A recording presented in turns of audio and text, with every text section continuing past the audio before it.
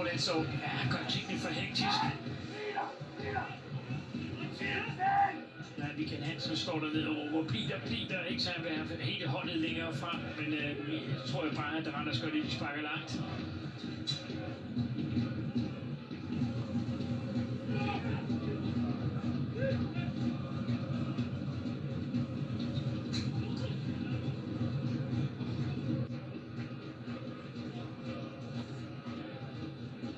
Lene Kiele til Jakob Jessen. Hvordan? Mesteren lige fået festet derude.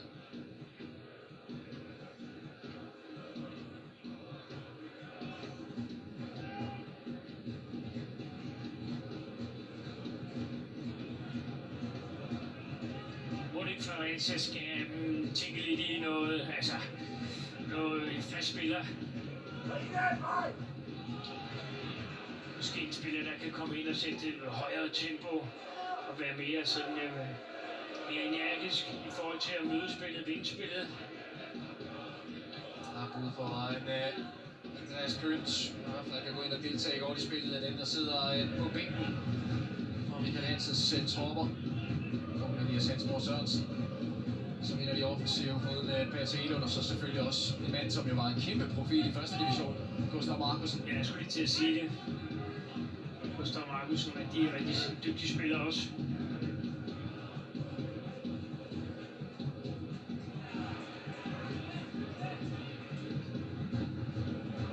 Ja, det er også en mand, der godt kan gå ind og blive en profil for FC Fredericia. Det her forår allerede lidt har været det for en A-team. Nu han er helt fremme i feltet igen, og jeg vil gerne have den fra Svend Krone, men ja, svært at hamle op med det indlæg. Det har været ren målmandstræning, de her indlæg. Ja, det behøvede de slet ikke at lave i opvarmningen. Han har fået 4 stykker undervejs i de første snart 45 minutter.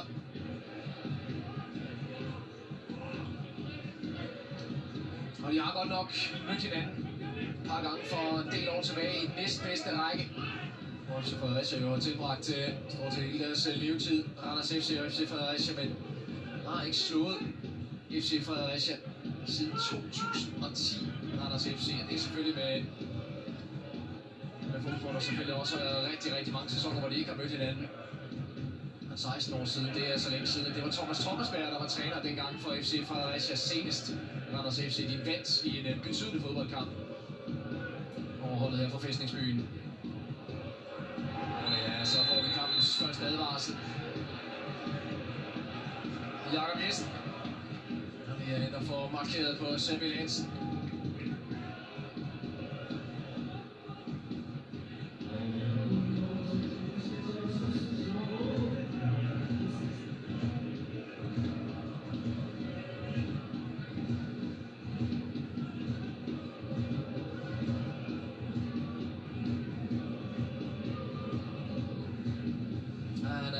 Så hurtigt kan vi se Samuel Hansen. Det kan være, at man nogle gange er nødt til at tage ulovlige midler i brug for at ændre banens hurtigste til videre.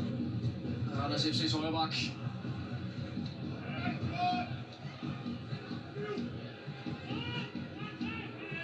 Et enkelt tillægsminut til den her første halvleg, som Randers FC fuldt fortjent fører med 2-0.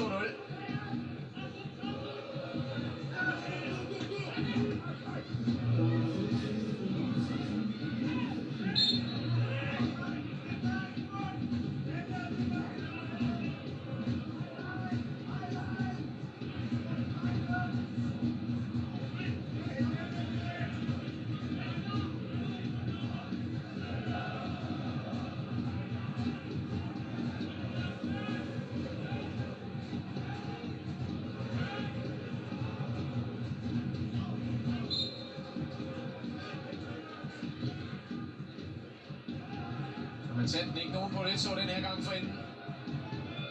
Simonsen, så det Riber, der kunne han ikke få lov til at afslutte det, gjorde så i stedet Jonathan Lindekilde. Mens det her ene tillægsminut, det løber af uret, og Lasse Gårdgaard blæser i fløjten for sidste gang i første halvleg. FC Fredericia med en skrækstart, der går med tidligt på mål af Mathias Greve. En Etienne Green har dummet sig for æret 2-0-scoring til Warren Kelly. Vi tager en pause her på Montjasa Park fra kvalifikationsspillets første spillerunde, så vender vi stærkt tilbage i pausen hos Kasper Marker med